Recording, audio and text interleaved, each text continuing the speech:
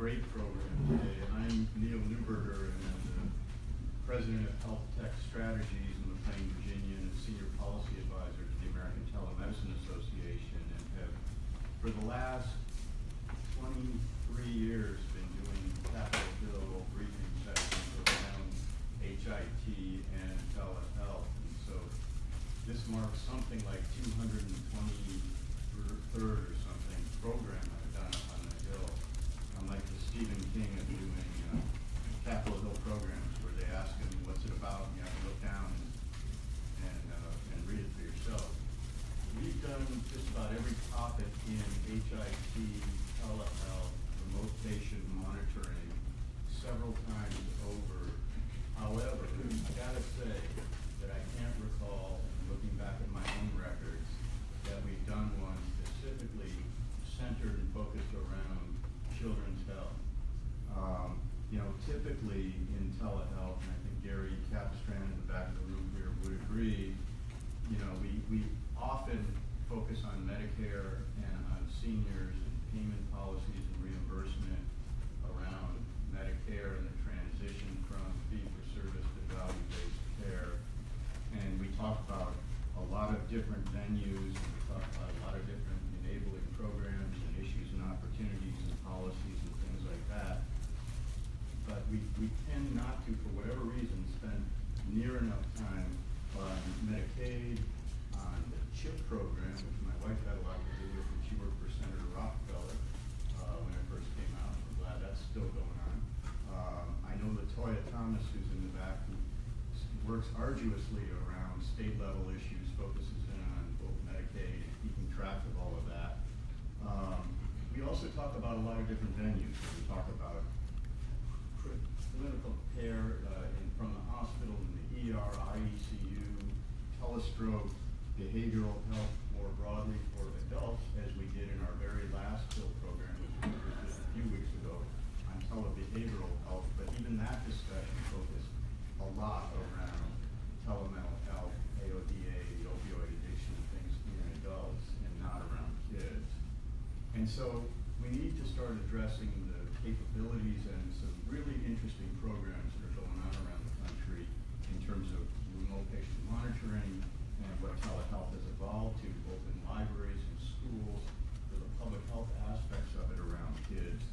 And with that, I will stop and introduce very briefly, because I don't have all the bios, and then we have everybody introduce themselves a little bit, just for 2 or 3 lines, if you would.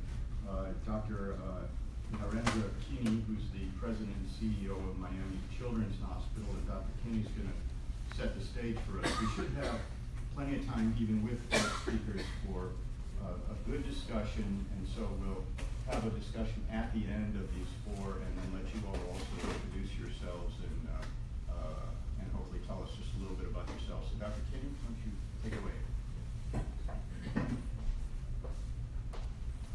Good afternoon, everyone, and thanks for the opportunity to be here today.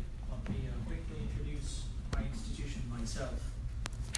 I serve as the CEO of the Miami Children's Health System, which includes the Nicholas Children's Hospital, recently named as a result of the gift from the wonderful Dr. Nicholas. We have a foundation, a medical group, and a for-profit Bender's Horn.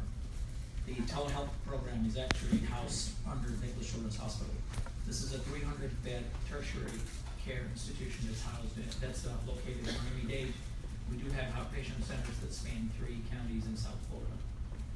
Our goal in telemedicine or telehealth has been slightly different than what you probably would see in literature, so I'm going to quickly describe our definition.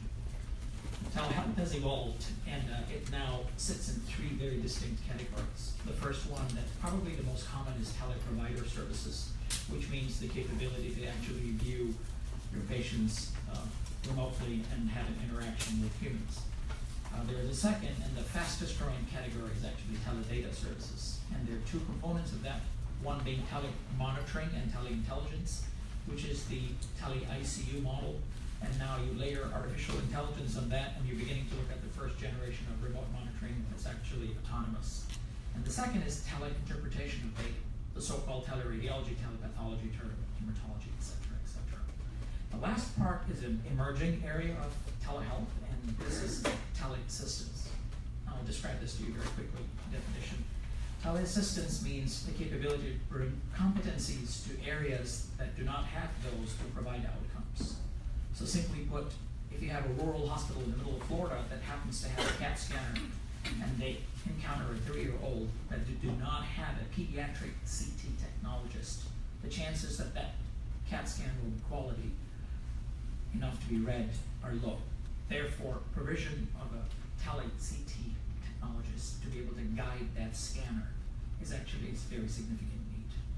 So those are the broad categories, and then we have the clinical categories of telemedicine, behavioral medicine, and teledentistry.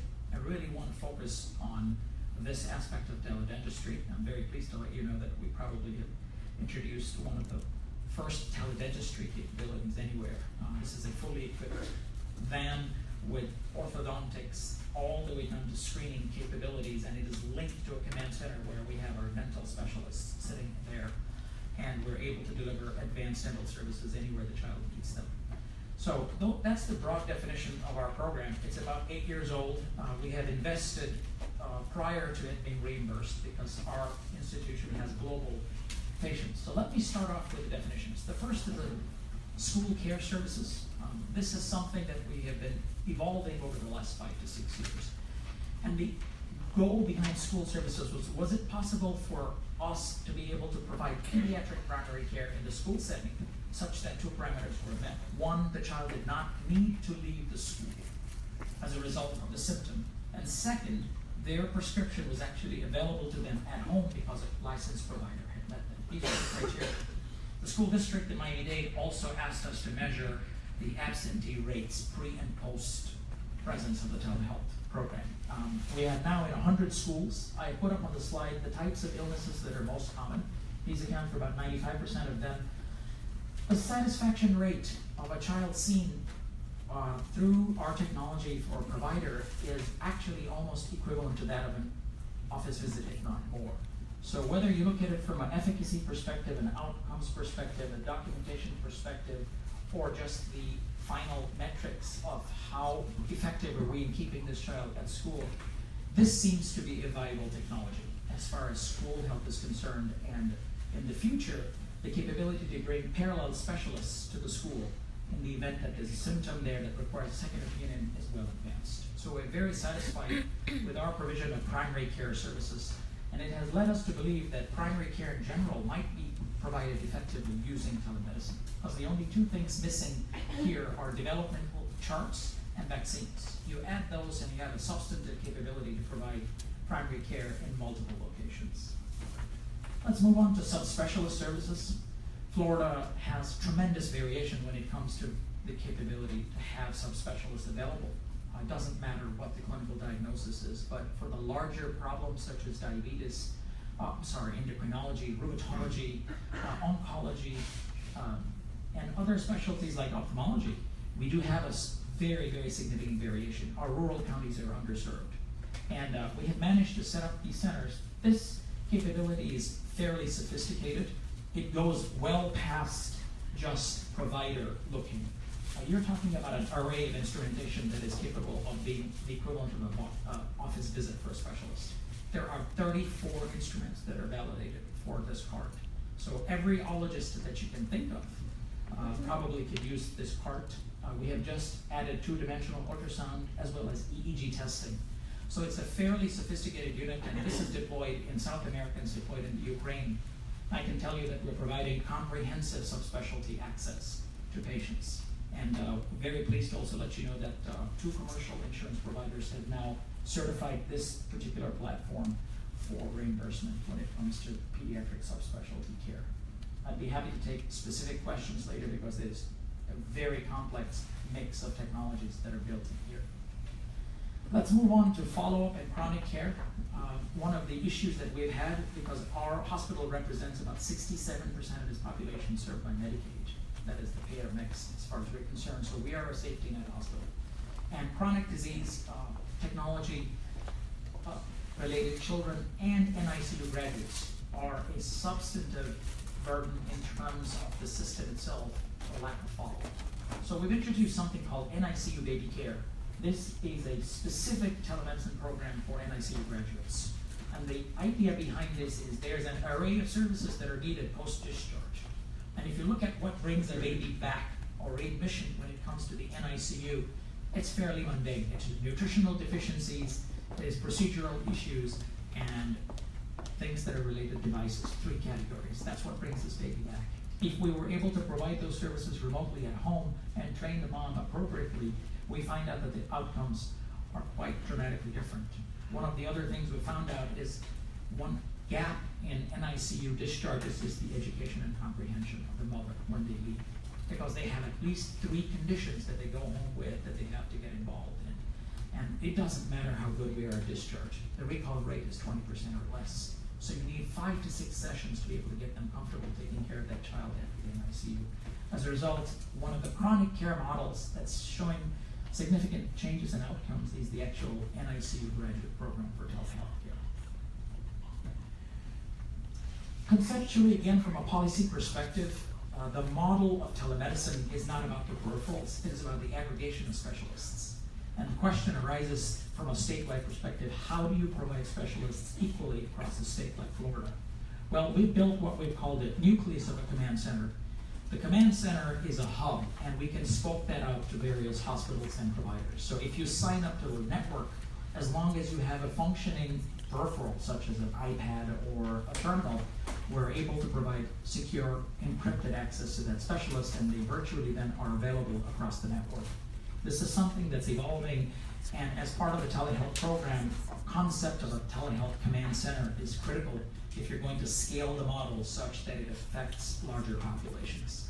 So we're looking past the day when we are, as a tertiary care center, we're actually designing for population health. And I can assure you that this model is very compatible with driving larger population management. We have substantive rehabilitative services. We have the largest group of rehab centers for pediatrics in the state of Florida. There are 13 live centers. We do PT, OT, speech, and other rehabilitative services. I'll tell you that we've introduced an array of tele-intervention capabilities right now. Also specialized services where there are very, very few of the therapists available. For example, in the Keys, we have 21 families that have these units placed in their homes, and only the initial visit occurred at the hospital. All of the follow-up rehab services are now done remotely. The outcomes, as far as our CMS services, are equivalent, and we've documented those and shown them. So it is now, in our opinion, that tele-rehab for pediatrics is a viable entity, and it is very effective in maintaining this, the health as far as those children's needs are. I described the teledentistry unit to you. I had a video that I was given 10 minutes, so I chose not to put the video on, but it really is a remarkable change in the way we provide dental care for pediatric patients. Everything from plain fluoride treatments to actual treatment of cavities, because we can now be guided by the specialists when you link that van to the dental chairs that are actually in that 16-wheeler. So it's a fairly dramatic change, and very happy to tell you that our state Medicaid program and others are looking at it very carefully, because we have now shown in excess of 600 kids that have been provided with adequate dental health. We've also started to bring miniaturized versions. One of our strengths has been innovation, and TytoCare is a company that has brought telemedicine to the home.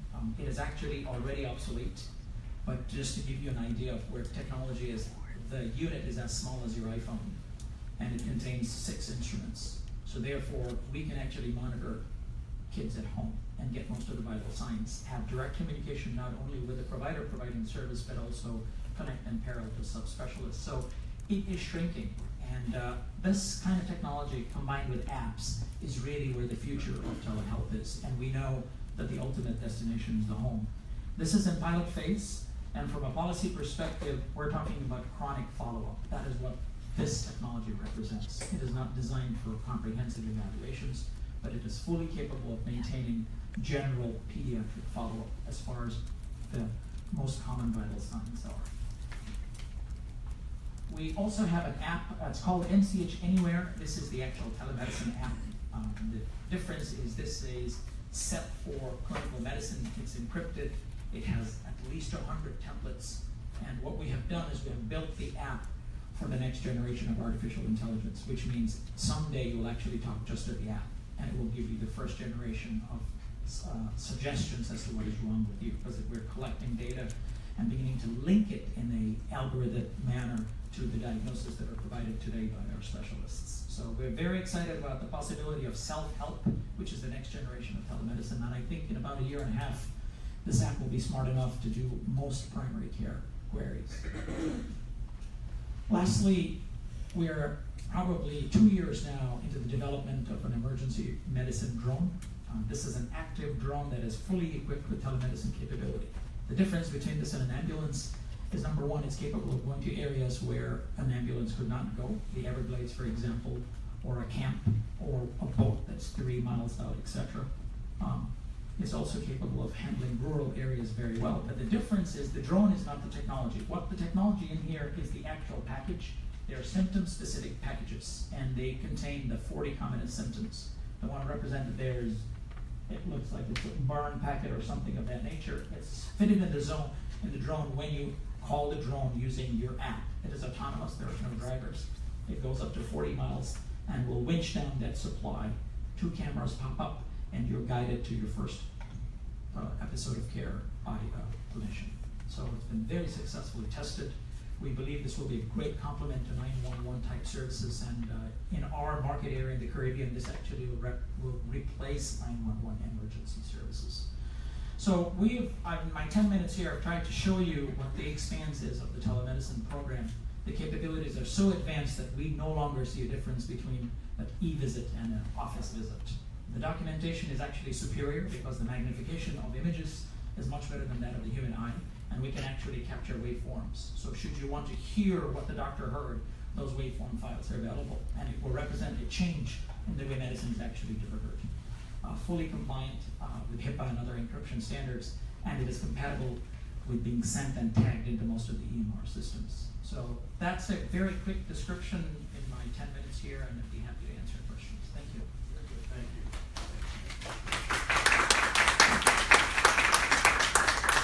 It's been a long time. I did some work in the 90s with NASA Division of Life Sciences and Microgravity Applications around the telemedicine instrumentation pack, which has been flying on space shuttles for ever since then, really.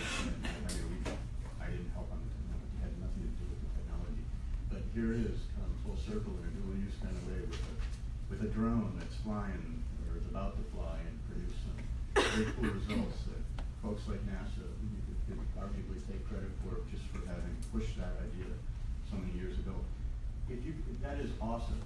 So many great applications. If everybody can be thinking about evaluation and outcomes and research and published peer-reviewed studies, we're at a point here in Washington, I think, where that's critically important for the field, given the dichotomy that exists between, for example, ARC and the evidence map that they produce that shows that there is good evidence for telebehavioral health in the ICU and telestroke and some other things, versus that RAND study that made its way into the health affairs literature a few weeks ago, cherry-picked acute respiratory illness use, and they could not show that there was a substitution effect, right? It may be driving access and driving care, which isn't in and of itself a bad thing, but it's not the same kind of effect. And we need to make the case to the Congressional Budget Office around the Connect app and the bills that are pending that ATA and others support, that very cool things are happening that are preventative, that prevent downstream costs and that kind of thing. So I'll leave that open to all of you, but that's, I think, in large part where policy hits the road here for some of those very cool applications you just showed.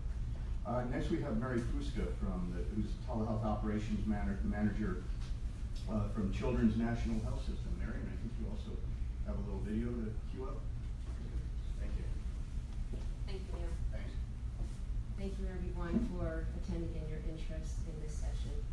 My name is Mary Fuska. I'm the Operations Manager of the Telemedicine Program at Children's National Health System, a hospital located right here in Washington, D.C. for a 328-bed hospital that has some of the most prestigious pediatric specialists in the world. With telemedicine, we enable the capabilities, the connections for those providers to provide care to children throughout the world. So let me get started with sharing a little information about the telemedicine program at Children's.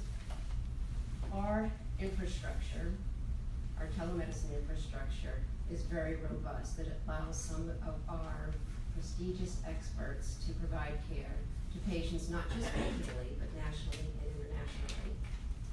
We have, over the last 20 years, conducted over 20,000 consultations and over 4,000 medical education conferences. We're seeing a vast growth in the past 4 or 5 years. We have partners in 21 states and 19 countries, and through telemedicine, we link our providers to provide various multi-specialty services to care for the most complex, the sickest, the most vulnerable children throughout the world. We also provide home telemonitoring services. So for cardiology, we monitor patients in their home after surgery. We also provide virtual video visits into the home. We offer communicable disease solutions and also provide advocacy. So as we move forward with providing telemedicine services, we want to cross barriers to providing care in the patient's home. And of course, some of you may know that one of the biggest reimbursement issues is it's just not there. There's a lack of reimbursement. Although legislation may pass bills that mandate reimbursement for telemedicine services, the state and Medicaid still have set restrictions, limitations on what type of services and the locations of reimbursement for specific services. You know, there's restrictions on legislative bills that are being proposed. For example, the HEART Act based out of Wisconsin, it specifically states, you know, let's reimburse for COPD and CHF, but for adult patients. What about everybody else? There are so many needs for telemedicine care, especially into the patient's home. And there's valuation of services that results in low payments. When really, when you talk about telemedicine services, it's the same as a face-to-face visit. So the reimbursement rate should be the same. And then there's the issue with cross-state medical licensing. Our providers are contacted by families regionally, nationally, really throughout the world for specialized care. There's a lack of shortage of pediatric specialists. When they're contacted, they can't really help them because they're not licensed in the state where the patient is provided. Hopefully, the compact licensure will help this issue. Now, talking more about patient care in the home. When we provide that patient care, it eliminates the access barriers. Patient and families can more easily obtain the specialty care. You know, sometimes we see that patient families do not want to, they can't afford to take a day off work. They can't afford the costs associated with bringing their child into DC. For some of the patients who on the Eastern Shore, it's a 3-hour drive. So there's cost of gas, there's the cost of tools, you know, for food, that they opt not to take their child to that appointment. Therefore, their child's condition may worsen. And over time, when that child's condition gets to the point where they really need to be seen, the patient family will just take that child to the emergency room. What does that mean? A higher cost. So it's cost on the payer side as well as for patient families. They need to take their child to the appointment. As another example, on the Eastern Shore, we have patient families, again, who just can't afford to travel, so they'll take their child to a hospital, a local hospital, we'll take them to the ER. When the ER provides care for that child, but the child's condition isn't improving, they fly the child to Children's Hospital. So that flight, or the medevac, or an ambulance ride to the Children's Hospital, which is really a large expense to the payers. And really that could be avoided with a video visit into the home. It preserves the consistency of the medical home. So for an example, with our cardiology home monitoring program, with that program, it literally saved babies' lives. This program is for patients that have to go through 3 different stage surgery, and most critical is between that first and second surgery. With our nurses and providers monitoring those childs, they can recognize things like cyanosis, that they can say, your child's health is declining, we see this, you need to bring the child to the hospital so that we can move on with the procedure that needs to happen to save that baby's life. And also conditions where we prevent that expensive trip to Children's Hospital in the emergency room. We have patient families that are concerned about their child's health. So with the home monitoring, we recently had a child who had heart surgery that ended up with bronchitis. And the patient family wanted to bring that child to the emergency room. Well, with the home monitoring equipment, our providers monitored that child very closely, that they were able to control that child's condition and keep that child at home, so it avoided that emergency visit.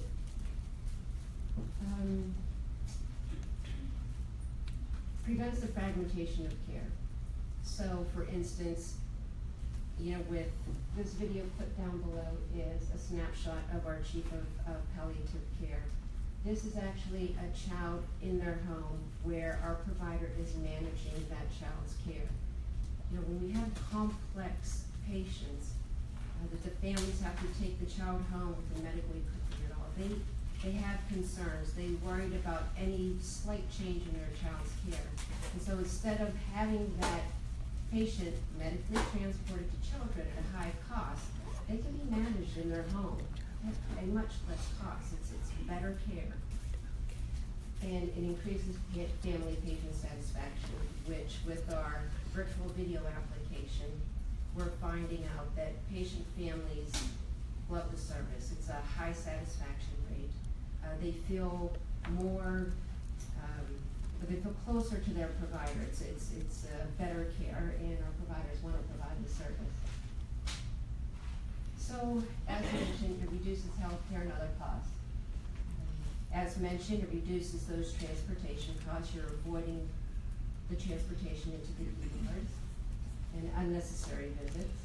A lot of the times the patient families will bring kids in for some of the minor issues, pink eye, upset stomach, that sort of thing, when really with a video visit into the home, our providers can actually determine what the issue is and provide care and suggestion through that video visit. Of course, we talked about the reduced high-cost hospital visits. It's the savings for the patient families as well. As mentioned, the missed work for the patient families and the missed school days for the children. I wanted to play this short video clip. Even though this is based out of a hospital, it speaks to the families' feelings about the importance of having telemedicine available to them. Tonight, replacing the waiting room with the web. Doreen Gensler has more on the new way doctors are seeing some of their patients. Doreen? Hi, Pat. Jim, imagine what it would be like to have to drive for hours just to go see your doctor. Well, that's what life is like for a lot of people who live outside the D.C. metro area, especially true for sick children who need to see a specialist. This bridge represents more than just traffic headaches for this Delaware family. It's a reminder of the nearly 3-hour drive they made just to see their doctor. It was an entire day trip, and it was every 3 months. That's a lot of school missed, a lot of tolls paid, gas. That's because Kelly Durham's 2 daughters, Molly and Emma, both have type 1 diabetes, and that requires constant monitoring by a specialist. Problem is, there's more farmland than doctors out where they live on the Eastern Shore. So they had to drive either to D.C. or to Baltimore for care. With their juvenile diabetes, type 1, none of the endocrinologists here in town didn't see kids. So pediatric specialties are something that you basically have to travel for when you live here on the shore. But now their D.C. specialist is coming to them over the computer using what's called telemedicine. Well, telemedicine is a way to deliver health care remotely. So what that really means is the ability to speak to a person that may be or a family that may be very, very far away, and be able to provide care or medication or consultation through a secure pathway. Dr. Fran Kogan is the Director of Diabetes Services at Children's National Health System here in D.C., but she's also the one treating patients like Emma and Molly at their local hospital in Salisbury. She sees them every 2 to 3 months over this computer, seeing and speaking to them on the monitor while viewing their lab results, blood sugar data, and information, which are all uploaded before the appointment. Diabetes is really suited beautifully for telemedicine because most of the visit really is an analysis of data and how to improve blood sugars, of course with the underlying component of emotional issues, which you would also deal with in a telemedicine visit. But it fascinates me how you can see her clearly, and it's like a FaceTime on a computer screen. She's not over here at all. And if we didn't have telemed here at PRMC, I wouldn't have gotten such a great doctor to work with. But even Dr. Kogan agrees it's tough to replace that personal connection when you're seeing your doctor over the internet. One of the things that I value is having a relationship with my patients because that's part of the therapeutic alliance. You need to have that relationship. You have to, show emotion and concern and compassion on the screen. So you have to use bigger movements, you need to smile, you need to try to relate in some way.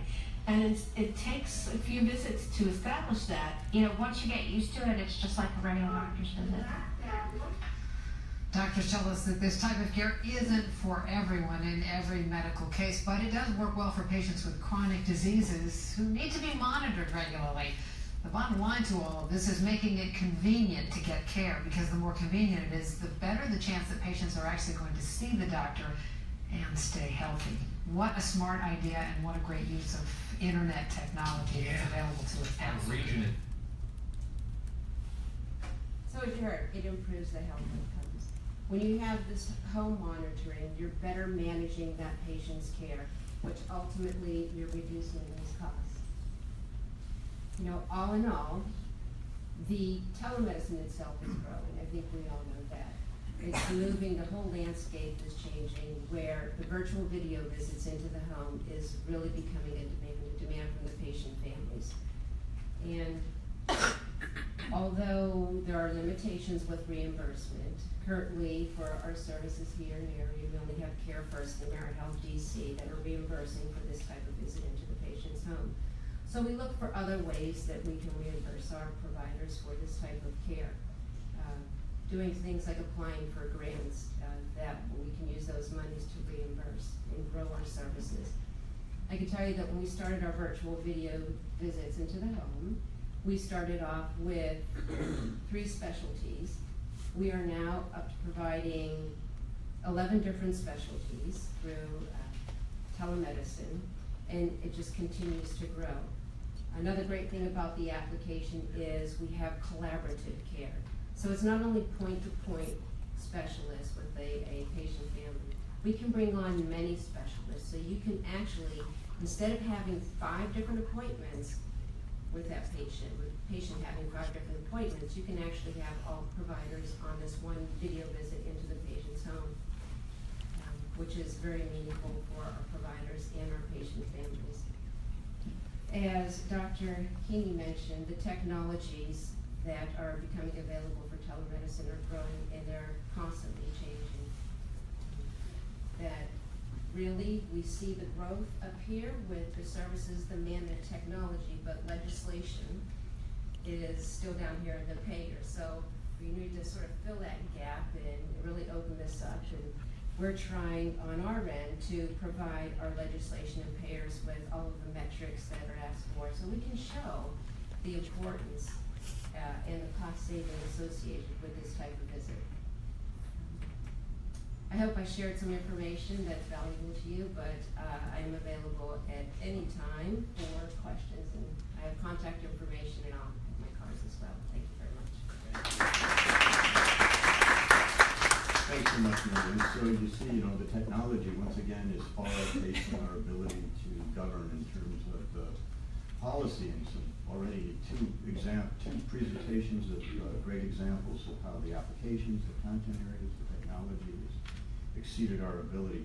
It's like the little girl said, you know, we used to worry all the time about the human dimension issues and clinician and patient acceptance kinds of things. That little girl just said, oh, it's just like FaceTime. You know, but yeah, we get it. And I think we're going to hear next from Dr. Sharma, who's the CEO of Sovereign Health, about behavioral health, which is another area that we thought was going to be rife with major barriers on the human dimension side. And I think just the opposite turned out to be true, at least in some cases. But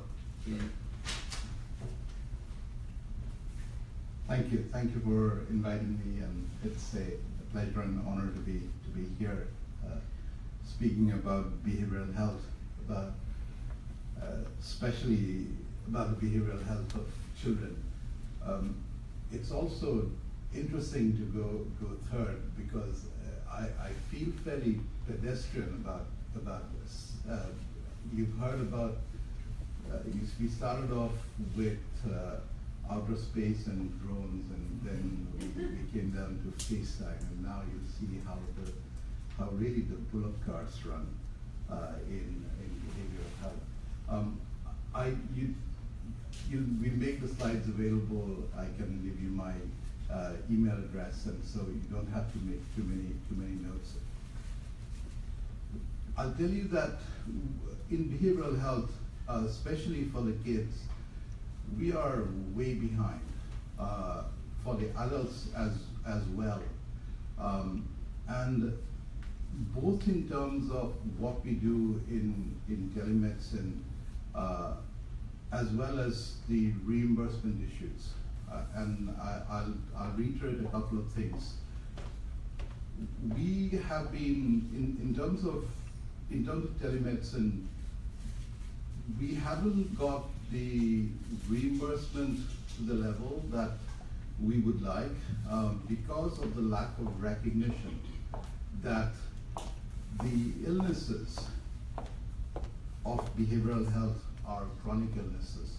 You've heard this before, that behavioral health is that the illnesses that have been treated by telehealth are chronic illnesses that need to be monitored.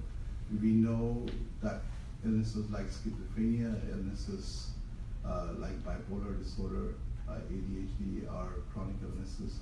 All these affect kids as well. Illnesses like addiction, for example, we know that's a chronic illness. The American Society of Addiction Medicine says the same thing. But we treat addiction like we treat an infection today.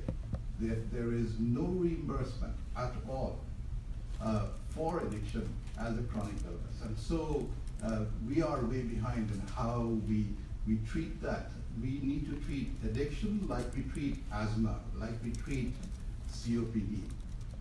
And so we are obviously way behind in the way we are treating this. The only way we can make this change is by telemedicine.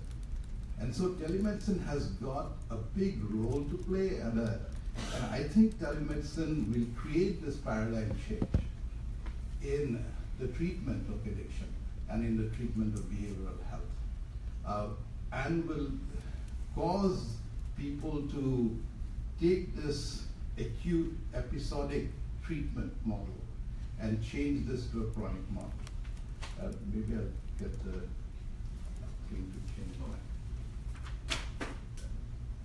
So having started on that little piece, let me, so I'm Tanmay Sharma, I'm the CEO of the Sovereign Health Group. We are in 5 states, and we are a group of residential treatment centers. We treat adults as well as adolescents from age 12 to 17. We have our treatment adolescent center in San Diego, and we have a school that is also classified, licensed as a residential school in Delta, Utah. And our residential treatment center is for kids is in San Diego. We have centers in Arizona, Florida, California, Texas, and opening in Massachusetts and a couple of other states.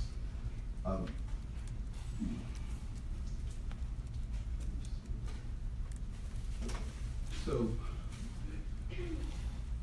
it's less about technology and more about what we do in behavioral health. So I'm going to paint a picture in terms of what is the need in behavioral health and why is telehealth important for us in behavioral health, and then go on to talk about how does reimbursement matter in this, and what would be the ramifications for appropriate reimbursement in behavioral health, and what can we do about decreasing the stigma for kids? Because we understand that if a kid is thought to be loony, if the kid is thought to have a problem, then there is an issue at school that he or she has a mental condition. So, but we know that there are big ramifications of this, that the cost to society, the cost to the school, and the cost to the patient themselves is extremely high. But these are all treatable conditions. So, trying to get this.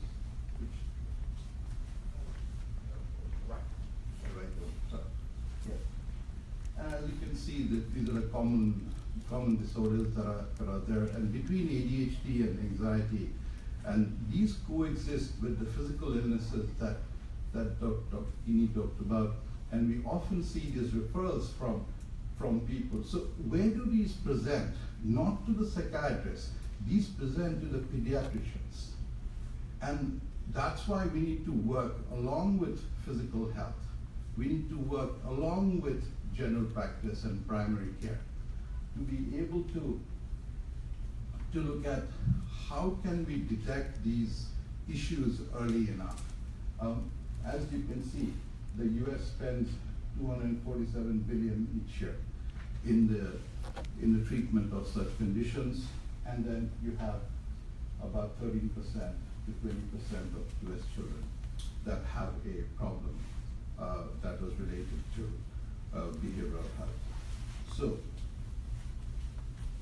less than 35% of kids get any help. That's a very large number. So 1 in 3 kids do not get any help for any mental health problems. And this is not because they're in a rural area, they're out of reach. It is because it's undetected, or it's because it's swept under the rug.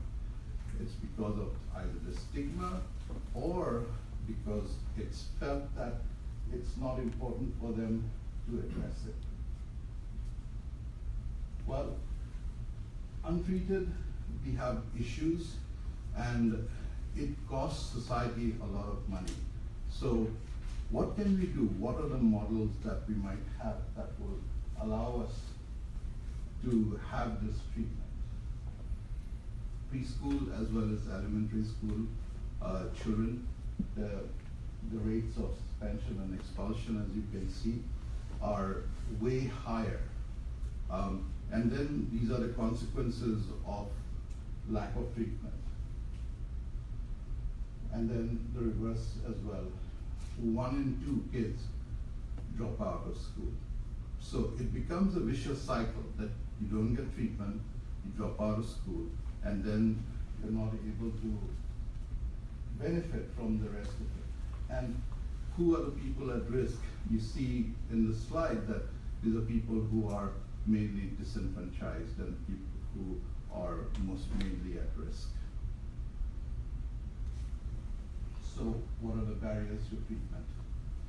Well, there's always been a shortage of psychiatrists, and then even more a shortage of adolescent psychiatrists. So telehealth here plays a big part, like anything else, that whether it doesn't have to be in rural areas, even in urban areas, telehealth can play a big part in terms of going into schools and being integrated into a system.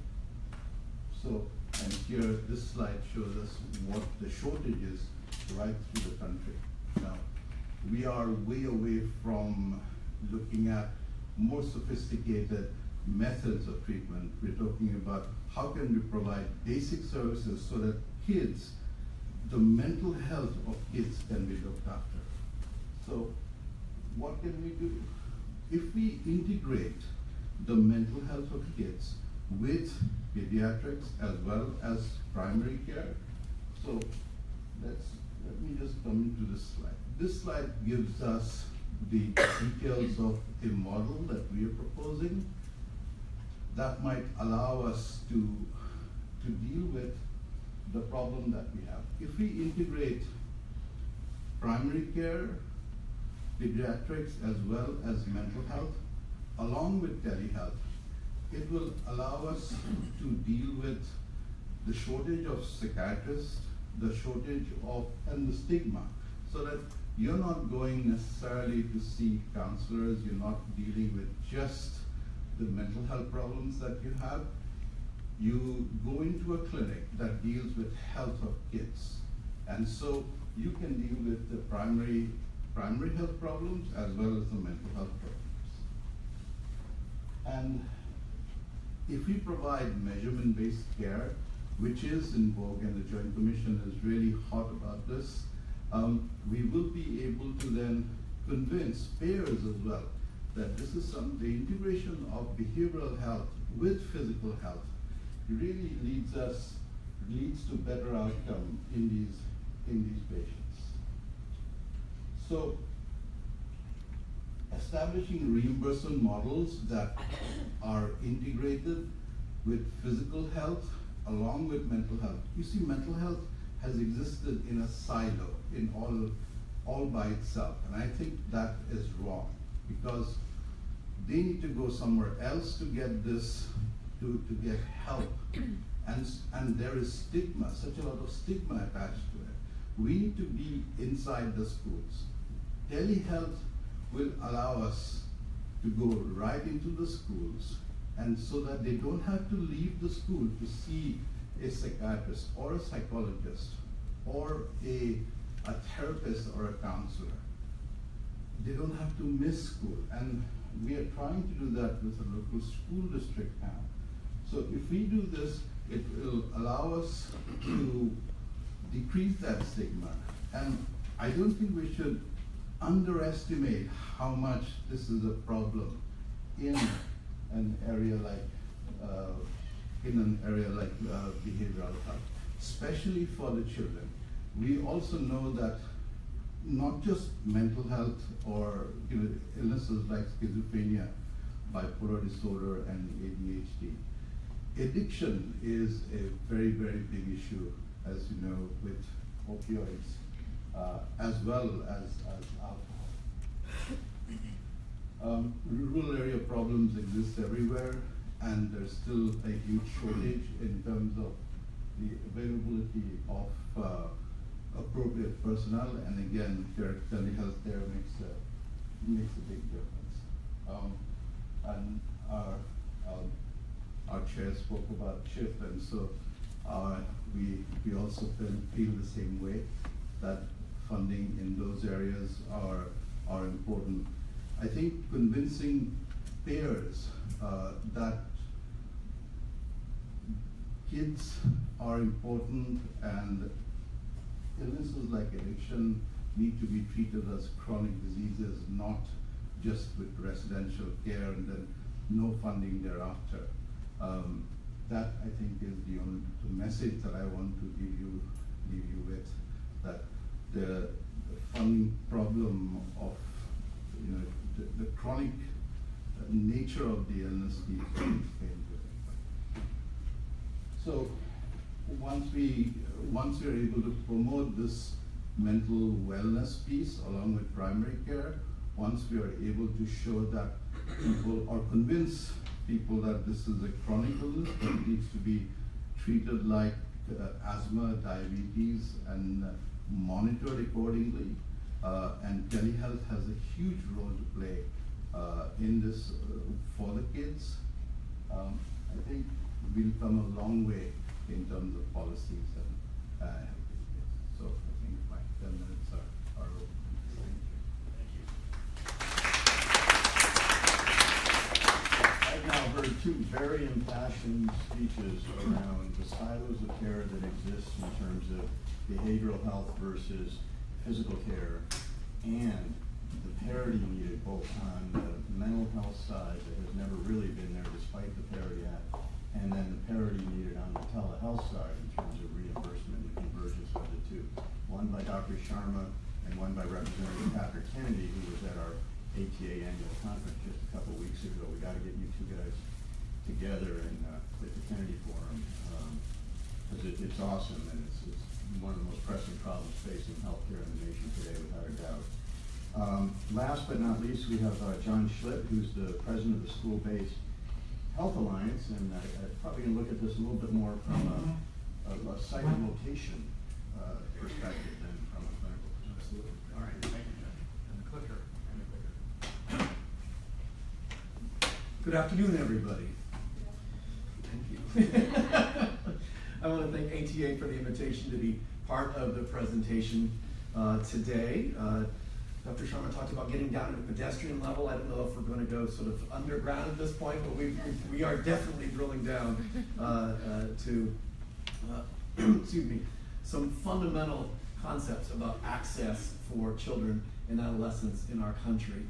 We've talked a little bit about schools. Well, actually, schools have come up quite frequently in the previous presentations, and I'm going to stay exclusively in that domain. I am the president of the School-Based Health Alliance. We are a national organization that's dedicated to this crazy idea that if children and adolescents are in schools, why don't we bring services out of the medical complex and bring them right to where they are on a daily basis, Monday through Friday. So my members, the people I represent, are every day going into schools in interdisciplinary teams, working side by side primary care and behavioral health together, sometimes oral health, sometimes not, but serving the comprehensive health, mental health, oral vision health needs of children and adolescents. Here's a picture of one of our advocacy days. The School-Based Health Alliance every couple of years has its national convention here in Washington, D.C., and we go to the Hill and we talk about this terrific model. Before we get into the applications of telehealth technology in schools, I wanted to start with the question of why schools, to begin with, why schools as healthcare access sites? There was a famous bank robber named Willie Sutton who, when asked, why do you rob banks? And he said, well, that's where the money is. So when people ask me, John, why should we think of schools as sites for healthcare? Well, that's where the patients are. So why don't we bring the two of them together? The reality for many children and adolescents today is they are experiencing extraordinary trauma and stress in their lives. They are not well. All of our children in our community are not thriving. And if we don't attend to that stress and that trauma and help remediate those issues, the long-term effects on their health, their well-being, their success and career, we are not really going to get to the core of what the issues are with regard to children's health, no matter how much medicine we give them access to. There remain very persistent gaps for children and adolescents around healthcare access, quality, and outcomes, especially for low-income and minority children in this country. The distribution of our health in our communities, as you all know, is not equitable. There are many pockets of communities around the country where there is no dentist who will take Medicaid. There is no primary care provider who see a child who is uninsured. There are no, as Dr. Sharma's already pointed out, there are no behavioral health providers. This is not an urban issue. This is not a rural issue. This is not a suburban issue. It happens across the country. And the determinants of poor health and poor education outcomes are the very same. The reason kids fail in school and the reasons kids have poor health are all the same. If we think about a cross-sector model of attacking those determinants, we're going to get yields in both of those sectors. So schools represent a very important opportunity for not just improving health, but also improving academic outcomes. Sorry, my pollen is just killing me right now, so I'm very dry. I need a lot of water. Oops, let me go back. There are a number of different models of healthcare delivery in school. I'm going to touch on them very briefly. Most of you probably went to school and there was a school nurse in your building doing basic triage, assessment, and care management. And that's still the case in many schools, although sad to say, far less fewer than maybe some of us were in school. That represents a very important fundamental healthcare service delivery system through the schools by having that school nurse in the schools. There are also a number of schools across the country that are now bringing primary care into the schools to complement the school nurse, not to replace or supplant, but to complement that role, because we know too many children don't have access to primary care. Add to that, a number of schools are bringing in behavioral health providers to attend to the mental health, behavioral, emotional, and social needs of adolescents. We're also seeing increasingly schools as a place to deliver oral health care, where if you've got a group of children who have no access to dental care, they've never had a dent, they've never had a sealant on their teeth, we can go into schools and put sealants on all the children's teeth. We can do, and now I'll talk a little bit about what technology provides us in the way of expanding that particular model. And then vision care is another area where we're starting to see our vision care partners wanting to do more comprehensive vision care through schools. Many of these components are delivered in isolation of each other. So yes, even in schools, there are silos of care delivery. But there are also models, comprehensive models, where all of those services are brought together under one roof. We call those school-based health centers. And that's the model that my organization represents. I think it's critical that all those services are available to children and adolescents during their school day. And whatever communities and schools are doing to bring those partnerships together is very critical. If we can go one step further and integrate all of that together, we have a far more powerful model. This is a map that the Alliance keeps. This is where all the school-based health centers across the country are located. And you can see there's a nice spread across the country. And this is the comprehensive primary care mental health model. This is not telehealth in schools, by the way. One of your questions may be, and if I anticipate correctly, is, what is the penetration of telehealth in schools? And I can't answer that question. I don't know that anybody can answer that question. We just don't know. But I'm going to give you 4 illustrations of how the model is working today. All right, so what are the benefits of locating services in schools? These are probably going to be obvious to you, but I think they bear repeating. For the child, access is unprecedented.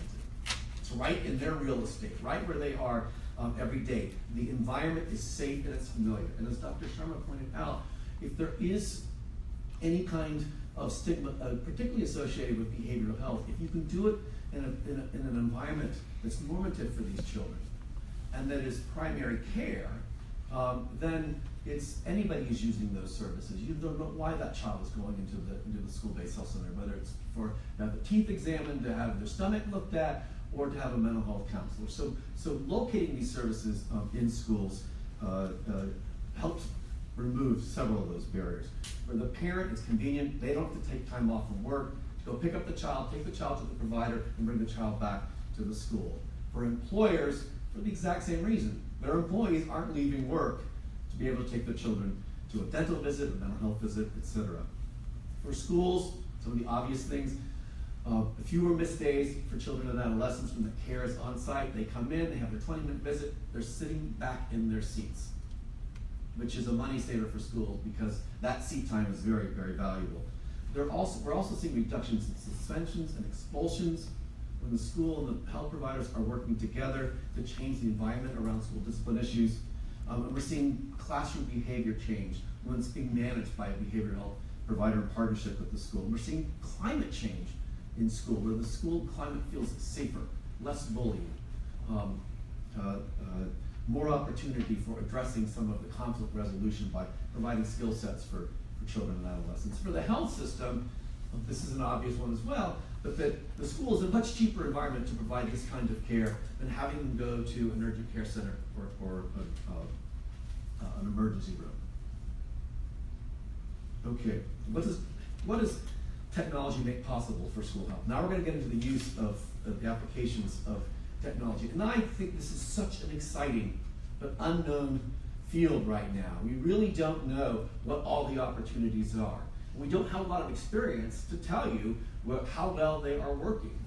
So this is uncharted territory, and we're trying to collect some data. I'll tell you a little bit about some of the federal programs that are going on that are adding to the laboratory of this work. But what technology makes possible for school health models is that it connects students with needed services that are very difficult to access in many, many communities, again, whether that's rural or urban. It helped provide consultation to providers who are on site who may not have a lot of depth around behavioral health issues, but don't have access to any other provider. So that provider-to-provider consultation through video conferencing is a very, very exciting use of technology to strengthen school health models. It also helps our providers be more efficient. If I've got a provider who is in Roosevelt High School, and there are kids in nearby high schools who have health needs and there's no provider there, instead of the provider having to travel from school to school to school, that provider can stay put in the school-based health center and see those other children through the use of technology. So it makes them efficient. It also allows us to broaden access to other schools. You see the example of the hub and spoke model there. So if I'm at Roosevelt High School and I've got equipment that connects me to other elementary school and middle schools, I can stay put in that office and afford access to all those other children who don't have healthcare or oral health or mental health providers through this hub and spoke idea. And when I'm increasing my visits, I'm likely to have a more sustainable program because I'm using my downtime to see other patients, and therefore I'm able to bill, in many instances, able to bill for those visits. My program is more likely to be sustainable. I wanted to do 4 illustrations of this technology, if I may, and I'll go quickly. The first is in Dallas. Children's Health of North Texas is a very large health system that covers a very large part of North Texas. They have hospitals, specialty care providers, and pediatric practices. It also employs a very robust telehealth strategy. They tell me they are the largest and fastest growing telehealth in schools model. I don't have any data to suggest that they aren't, so I'm just going to take them on their word. They have great marketing, by the way. Today, they are reaching 98 schools across North Texas, across a number of school districts across Dallas and in the region. And in the last 3 years, they've delivered more than 9,000 visits through telehealth technology. So in the school, just to picture this, is a school nurse with secure encrypted technology and high-definition video conferencing and digital scopes. On the other side of that technology is a network of their pediatric primary care providers that constitute the children's pediatric group. And so the student presents to the school nurse, I'm sick. The school nurse fires up the video conferencing and the scopes, connects with the provider who's made themselves available, and presto, you've got an acute care visit that happens in a matter of moments. The child has not left the school, the provider's not left their office. It's done. It's a beautiful, beautiful thing. I asked what are the most common things you see through this technology. Seasonal allergies, UTI, upper respiratory tract infections, ear infections, and pink eye are the most common ailments that they see through this technology. And my guess is, and I didn't ask it, I'm willing to bet they're primarily in elementary schools, which is where you're more likely to see those kinds of ailments. Moving upstate New York, there is a hospital called Mary Imogene Bassett Hospital. They operate 19 comprehensive school-based health centers across 4 counties in upstate New York. They recently received a federal grant from HRSA that's going to allow them to expand the access in those school-based health centers to subspecialty providers, specifically endocrinology, pulmonology, and psychiatry. They don't have any pediatric specialists in those areas. So they are going to be connecting to Rochester, where there is a great deal of those kinds of specialty providers, so that those kids living in those rural areas, going to those school-based health centers on a daily basis, will now have access to that specialty care.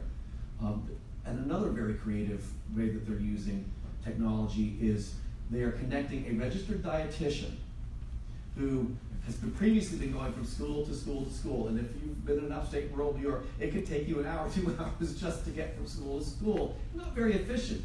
If that dietitian is sitting in an office and connecting with patients all across the region through teleconferencing, it's a far more powerful use of that person's time. They're also getting ready to start a teledentistry program in Bassett as well. Moving to New Mexico, as most of you know, a very large state geographically, a very, very rural state with a lot of unmet needs. They've developed a behavioral health consultant model comprised of psychiatrists and psychologists who are doing case consultation with the school-based healthcare providers, many of them who have behavioral health members on their team but don't always feel competent around some of the more challenging and complex issues associated with onset of psychosis. Even depression and anxiety and ADHD, trauma-informed care, all these are issues that the school-based team is being helped through this video conferencing and case consultation. It's building their capacity. So they don't need access to psychiatrists and psychologists if we're building these primary care teams capacities through the network, statewide network of school-based health centers. Terrific example of where technology is being used in a very creative way. Last, I want to go to Sacramento, where they are using teledentistry. There's a dentist in University Pacific named Paul Glassman. Paul is very renowned in this space. They have trained hygienists, dental hygienists, to be able to use special equipment that allows them to take radiographs of kids' teeth. So they go into the schools, a hygienist and an assistant, and they set up mobile equipment, and they go in and they bring the kids in, they take pictures, they do exams, they apply sealants. In some instances, they can even apply interim therapeutic restoration for some cavities where the dentist can see it and say, ooh, that looks like that's something you could scoop out and put in these temporary therapeutic, they would essentially be like sealants. But it allows a hygienist to do 90% of the children's dental care. The dentist never has to step foot in the school, but is available through the camera and looks at and is able to look at all of the radiographs to determine which of these kids need those kinds of therapies and which kids need to come in and see a dentist. So 90% of those children will have their teeth sealed and they'll never need to see a dentist as a child. Obviously, we want children to have dental homes, but in the instance where they're uninsured or they don't have a Medicaid provider who will see them, this is certainly the next best thing. All right, I want to close up with just, what are the conditions for success in this space? You've heard some of these already.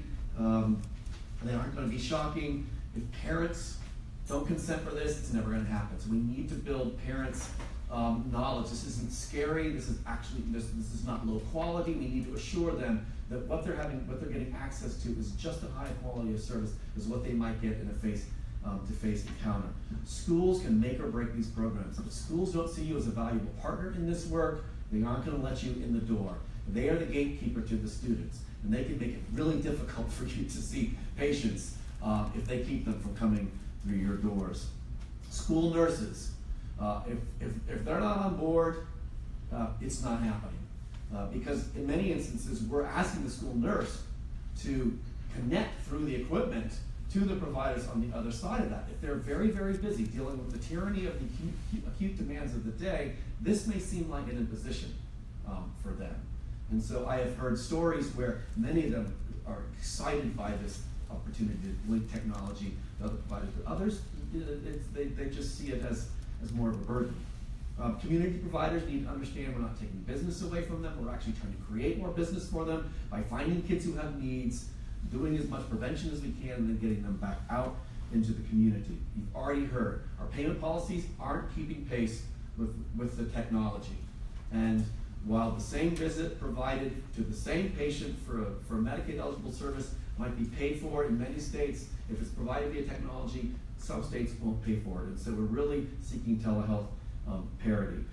The other issue that isn't talked a lot about is that school nurse is spending her or his time, mostly her time, and expensive school real estate to provide this service, and those schools aren't getting a dime back for that service. There are opportunities, what's called originating fees, where Medicaid could be paying that person who's at the presenting site, say, we're going to give you some management fee, administrative fee for being able to do this. Schools are going to be much more likely to get on board with this if there's a little bit of money coming back to support that school nurse who is providing that service. Scope of practices is mostly on the dental hygienist. In some states, dental hygienists can't do the work I just described without a dentist looking over their shoulder. Absurd, though it may seem, but that's an issue in some instances.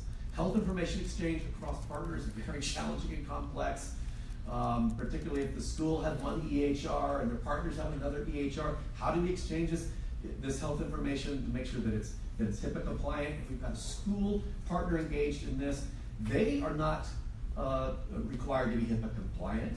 They have a whole set of compliance issues on the education side of the ledger, and so we need to make sure that the federal policy that protects children's health information is not compromised through the HIPAA, through the sharing of health data with the school nurse. So you really have to make sure that the MOUs and the consents allow the school providers to have access to those children's health records. Obviously, you need a high-speed connection that is secure, and you need the space in the school to do the work. I want to remind folks what is probably obvious to you, but that as terrific as all this is, it does still have limitations. I mean, we are still really talking largely about treatment of issues around acute and chronic care, and that's specifically in the medical field. We're able to do much more preventive dental care with equipment than we are to do in medical. It complements, not replaces, the in-person visits. And I think you've heard several of our speakers talk about that today. You can't do comprehensive physical exams using telehealth equipment. You can't do reproductive health. You can't do, obviously, you can't do birth control with this issue. You can't look at toenails. There are certain limitations of this. And I'm a school health advocate. I think there's great opportunity for school health to change the culture of health in our schools and in our neighborhoods. That's going to require a continuous presence in the school. Very hard to do if you're just showing up on a weekly basis or connecting exclusively through telehealth technology. You need a constant health presence in the schools. This will not replace that by any means. I want to give a shout out to a couple of resources that have been very significant in providing resources to the implementation and expansion of telehealth technology in schools.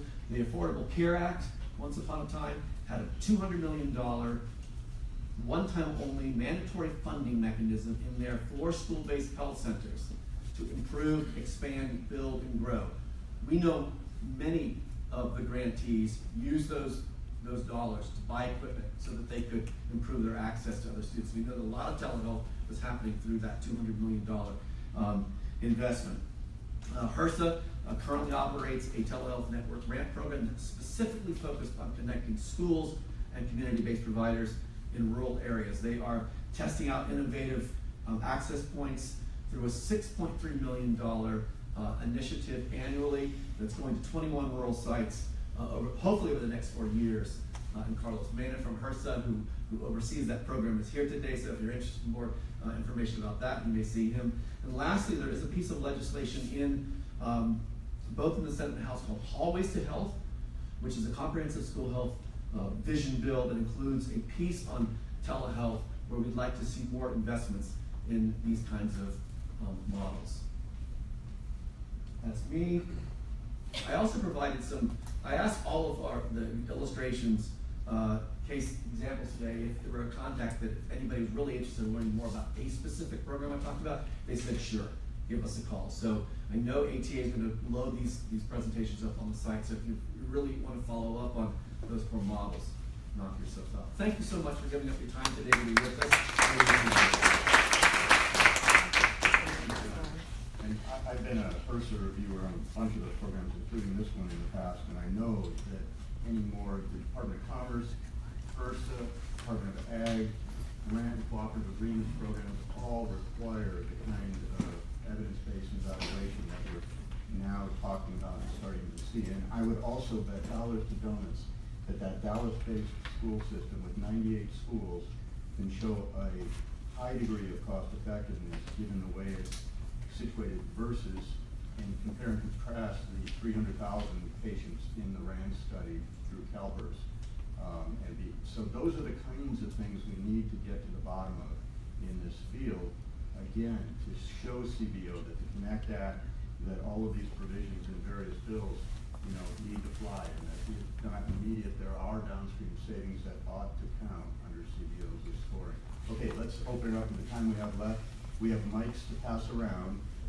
We want you to ask questions. I will ask you questions if you don't. Yes, go ahead. No, go ahead, and say your name and all, because we're getting this all on video. It's going out on, as they say, the Facebook.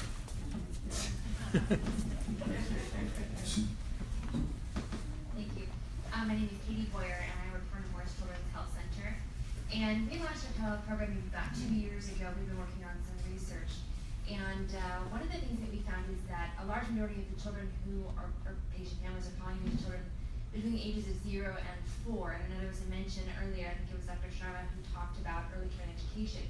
But I'm interested in the whole panel's response. Is there any effort within your hospitals to look at connecting early care and education providers, whether that's daycare centers, Head Start, preschool, all of that, before they get to school, although school is important? But we also know that those kids spend a large majority of their time in early care and education.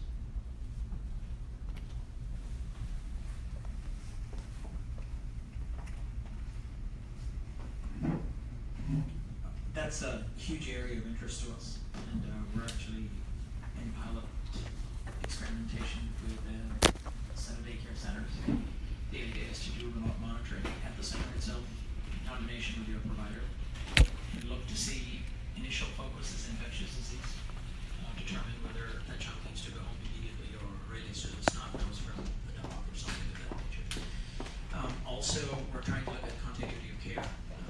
One of the interesting things about those babies is it's just a logistic nightmare to be able to come get that baby taken to the pediatrician and come back. So the other opportunity is to link that to the pediatrician rather than us providing direct care.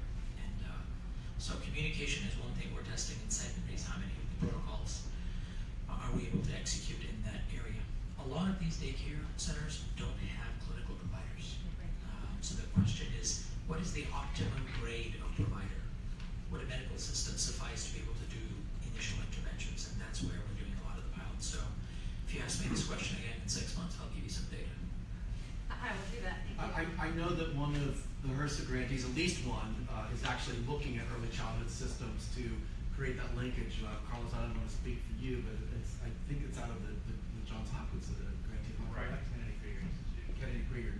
I don't know any more than that, but he wanted to respond to that. And I'm working in capacity with Dorchester County, some sites out there, and Garrett County as well, specifically for the autism and adopting the Project Techno model, which is sort of like using technology for grand rounds and talking to other specialists.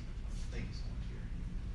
Talking to other specialists in those rural communities, how to treat the child within the school with autism particularly. Dr. Grace, would you like to say something about the plan? Please do. I did recognize you at first. Yeah, no, thanks so much. Introduce yourself.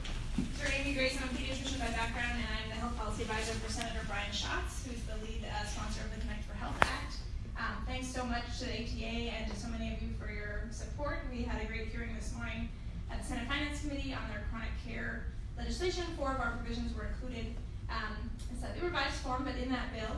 And we're looking forward to continuing to get all this data and to see how we can continue to roll these policies forward. We hear all the time about reimbursement and how big of an issue that is. And so we're trying to tackle it from Medicare. Certainly recognize there's still a number of issues in Medicaid. And to the extent that there's federal legislation needed, please be in touch. But we know that there's been a lot of advances on the state level, and we've been really impressed with that. So we're also advocating on the appropriations side as well to try to get more funding to a lot of these programs. So thanks so much for a great briefing. How many, you have like scores and scores of sponsors now, both houses, right? At least I know you did last session. I know it's just been reintroduced, right? That's right. We just reintroduced about 2 weeks ago. So far, actually, we have about 13 co-sponsors in the Senate. Last year, we had 18. And last year, the bill had 32 co-sponsors in the House. And I believe it's about to be reintroduced, off the record, this week in the House. And so we look forward to that. We look forward to having it go forward. Last year, we had 98 endorsing organizations, and already I think we have 57 or 58 endorsing organizations this year from across the spectrum. So if any of you are part of an organization that wants to co-sponsor our bill, we'd love that, because we're trying to really build a movement here and show how important telehealth is to increase access, improve outcomes, and decrease costs. You heard this is on Facebook. Oh, true. Okay. All right, well, here comes Connect on the House side. Very good. Thanks so much. Anybody else?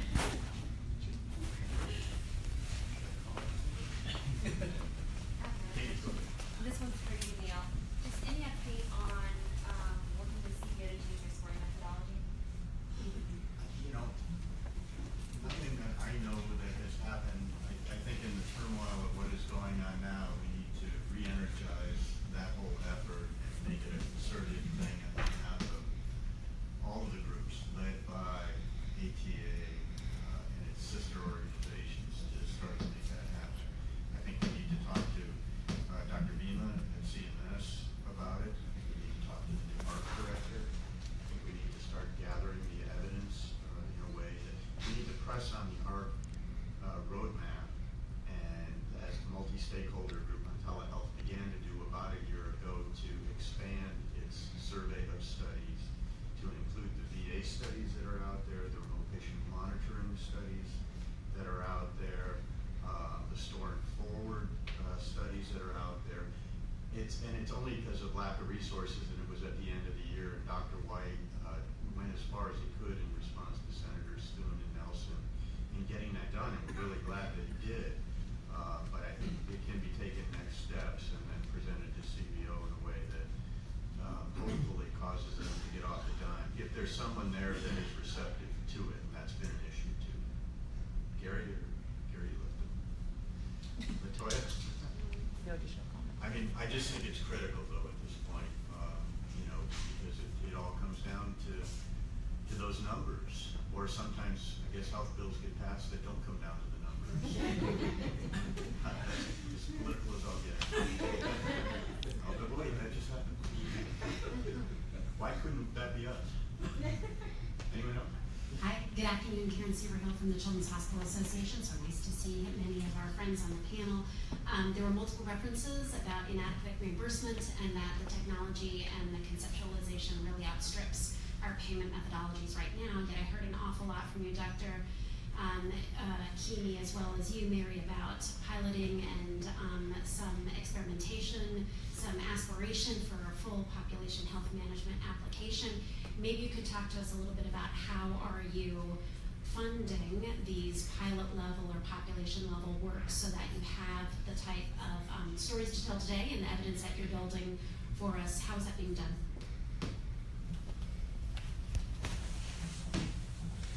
So at Children's National, we work with our partners to decide the best method for reimbursement. For the traditional telemedicine, it's a little easier. From hospital to hospital, we can actually believe patients' insurance.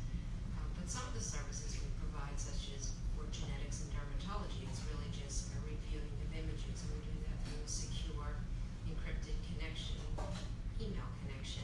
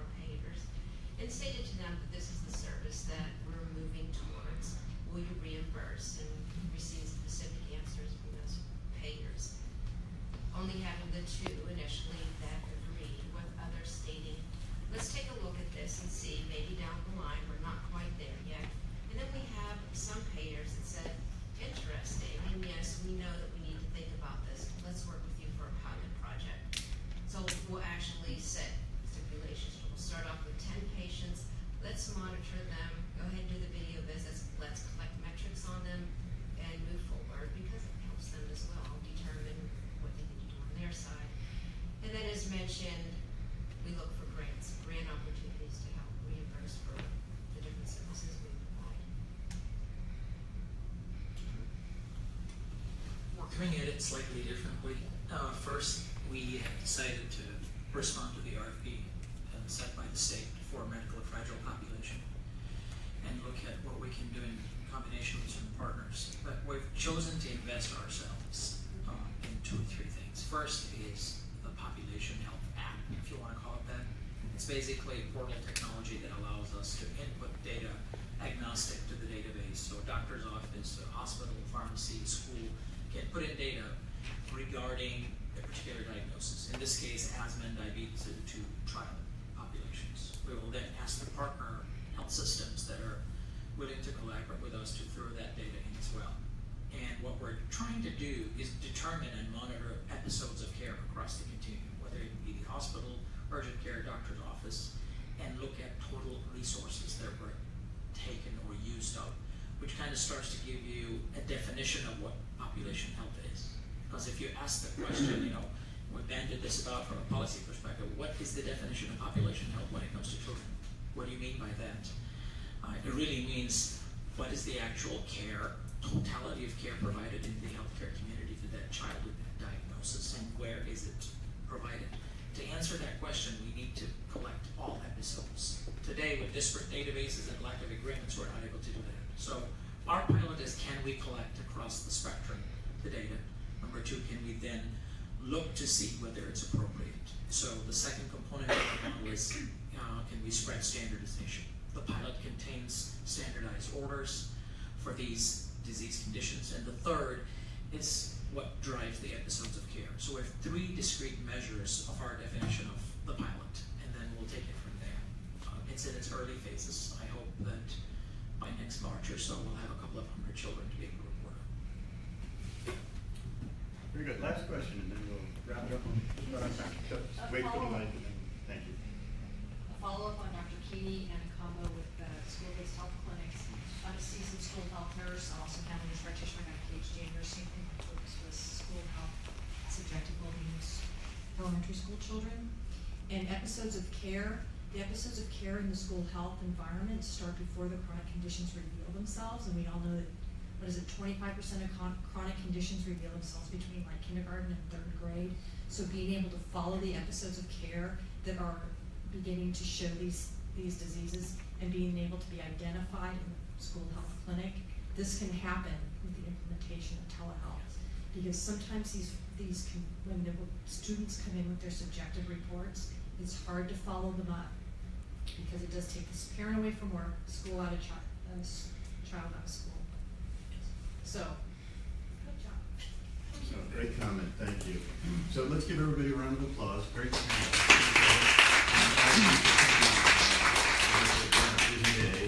I'm not sure when our next program will be, but make sure we have you all on our list.